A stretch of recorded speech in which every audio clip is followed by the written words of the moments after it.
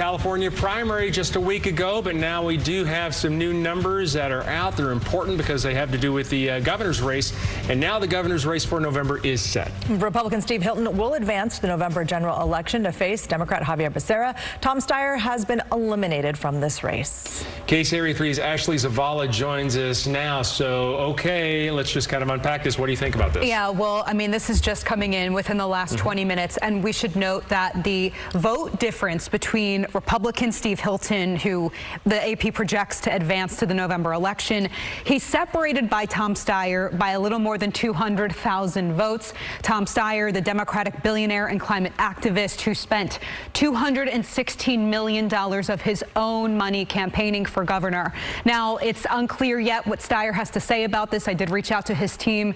They said a statement is coming within the next 20 to 30 minutes.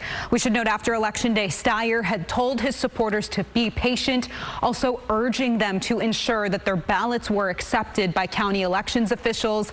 It's not clear if Steyer might try to do some ballot curing campaign or any kind of process he might try to carry out to ensure that every vote for him is counted. Talk a little bit about ballot curing. Explain to people what that means. Yeah, I mean, essentially, it's if there's an issue with someone's ballot, there is a period of time, I believe it's between 5 days or 10 days to, correct the signature, correct any issues that might be associated with the ballot so that it is counted. 200,000 though. Yeah, I mean, well, one thing we're waiting on, I mean, within the next 20 minutes we should have this, is the amount of ballots that are still left to count in this state. There will be a final number because today is the final day counties can accept ballots that were postmarked on Election Day. Tom Steyer might want to look at those numbers and say, and try to figure out if there is a pathway for him. If not, though, I mean, Steve Hilton was not ready to pop the champagne, but he was waiting on this Associated Press call, and he might be popping the champagne now. He did just release a statement. He said, "What an incredible honor to be chosen by Californians to lead the movement for change